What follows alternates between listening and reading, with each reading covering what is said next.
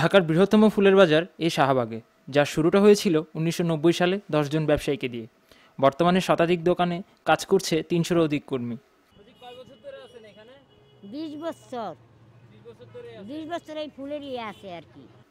দেশের ১৯টি জেলা থেকে ফুল আসে এবং সারা ঢাকা শহরে সরবরাহ করা হয়। বিভিন্ন দিবস ও উৎসবে ৬ থেকে ৮ কোটি টাকার ফুল বিক্রি হয়, তবে সংরক্ষণের অভাবে শতকরা ৬০ ভাগ ফুল নষ্ট হয়। প্রতিদিন ভাইয়া আমাদের টাকা হিসাব করলে ৫০ থেকে ৬০ লাখ টাকার ফুল বিক্রি হয়। বিভিন্ন অকেশনের উপরে বিক্রির পরিমাণ বাড়ে কমে, বড় মাপের লোকসান হয় কখনো কখনো। ফুলের দাম নিয়ে সন্তুষ্ট ক্রেতারাও। সাধারণ মানুষের আয়ত্তের মতো নেওয়ার মতোই। ফুলের দাম মোটামুটি ভালো আর কি, এবার কমও না বেশিও না। সুষ্ঠু সংরক্ষণ ও সরকারি সহায়তা পেলে আরও অনেক লোকের কর্মসংস্থান হবে বলে জানান শাহবাগ ফুল ব্যবসায়ী সমিতির সভাপতি মতিউর রহমান। ফুলগুলা একটা গ্রিন হাউসে করতে হবে, উৎপাদন করতে হবে।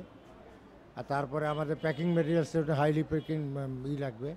পরিবহন ব্যবস্থাটা আমার এরকম সেন্ট্রাল এসি বা ফ্রিজার রিভার ভ্যানে দরকার হবে। আমরা তো মনে করি চা, চিংড়ি এবং পাট বা গার্মেন্টসের পাশাপাশি আমরা তুলে দিতে পারতাম যদি প্রপার আমরা ট্রেনিং এবং সহায়তা পাইতাম। তার মধ্যে থেকে যদি সরকারি সহায়তা পাওয়া যায় তাহলে আমরা মনে করি অদূর ভবিষ্যতে একটা সোনালী শিল্প হিসেবে ফুল শিল্প দাঁড়াতে পারবে। হোক না উৎসব, হোক না জীবিকা, সবখানেই ভূমিকা রেখেছে শাহবাগের এই ফুলের দোকান। ফখরুদ্দিন রাজি, ঢাকা বিশ্ববিদ্যালয়।